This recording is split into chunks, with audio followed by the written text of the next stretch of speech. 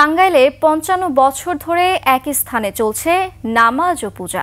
দুই ধর্মের মানুষই পারস্পরিক সম্প্রীতির বন্ধনে পালন করছেন ধর্মীয় আচার ও নিয়মকানুন। টাঙ্গাইল প্রতিনিধি কাজী রিপনের তথ্যচিত্রে ডেস্ক রিপোর্ট।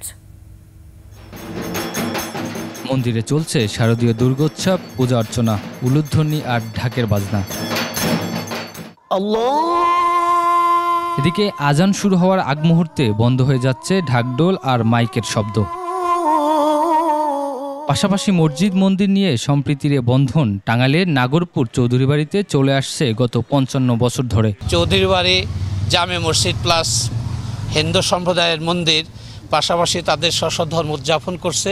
একই স্থানে মসজিদ ৪৫ বছর ধরে যে মসজিদটা এখানে হয়েছে এর মধ্যে আজ পর্যন্ত কোনো একটি অপ্রীতিকর কোনো ঘটনা এখানে ঘটেনি। স্থানীয় রাজনীতিবিদ বলেন, একই স্থানে মসজিদ আর মন্দির নিয়ে কখনো দ্বন্দ্ব বা সাম্প্রদায়িক হানাহানি হয়নি। আমরা দীর্ঘদিন যাবৎ দেখে আসছি এই ধর্মীয় প্রতিষ্ঠান দুটি একে অপরের সাথে মিশে যার যার ধর্ম সেই পালন করেন।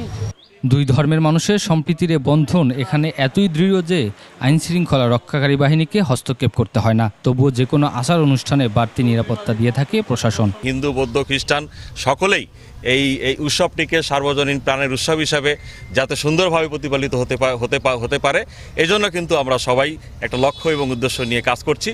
৯২ বছর আগে বাংলা ১৩৩৯ সালে চৌধুরী বাড়িতে ওজা ঠাকুর ও হরনাথ স্মৃতি কেন্দ্রীয় দুর্গা মন্দির প্রতিষ্ঠা করা হয়। এরপর প্রায় ৪০ বছর পর একই স্থানে নির্মাণ করা হয় নাগরপুর চৌধুরী বাড়ি কেন্দ্রীয় জামে মসজিদ। সুমন সিদ্দিকী বাবু, ডেস্ক রিপোর্ট, ২১ টেলিভিশন।